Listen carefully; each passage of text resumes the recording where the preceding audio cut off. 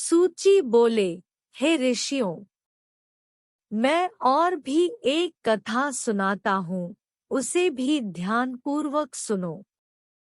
प्रजापालन में लीन तुंगध्वज नाम का एक राजा था। उसने भी भगवान का प्रसाद त्याग कर बहुत ही दुख सहन किया। एक बार वन में जाकर वन्य पशुओं को मारकर वह बड़ के पेड़ के नीचे आया।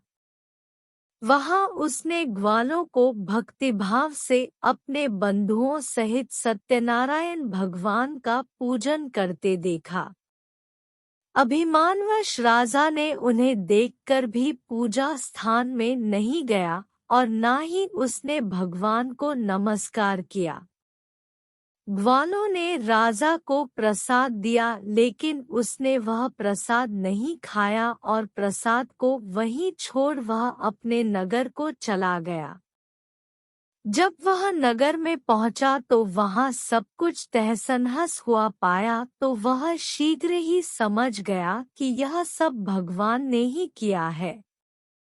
वह दोबारा ग्वालों के पास पहुंचा और विधि पूर्वक पूजा करके प्रसाद खाया तो श्री सत्यनारायण भगवान की कृपा से सब कुछ पहले जैसा हो गया।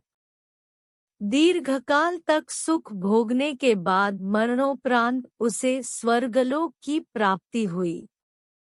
जो मनुष्य परम दुर्लभ इस व्रत को करेगा तो भगवान सत्यनारायण की अनुकंपा से उसे धन धान्य की प्राप्ति होगी। निर्धन धनी हो जाता है और भयमुक्त हो जीवन जीता है।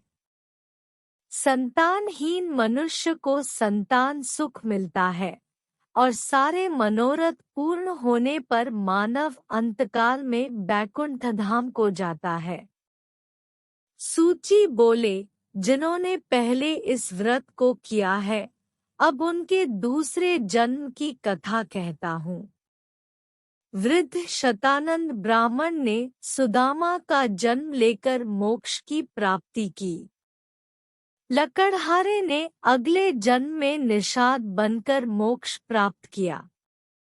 उल्कामुख नाम का राजा दशरथ होकर बैकुंठ को गए। साधु नाम के वैश्य ने मोरध्वज बनकर अपने पुत्र को आरे से चीरकर मोक्ष पाया। महाराज तुंगध्वज ने स्वयंभू होकर भगवान में भक्तियुक्त हो कर्म कर मोक्ष पाया। इति श्री सत्यनारायण व्रत कथा का 5वां अध्याय संपूर्ण। श्रीमन् नारायण नारायण नारायण। भज मन नारायण नारायण नारायण। श्री सत्यनारायण भगवान की जय।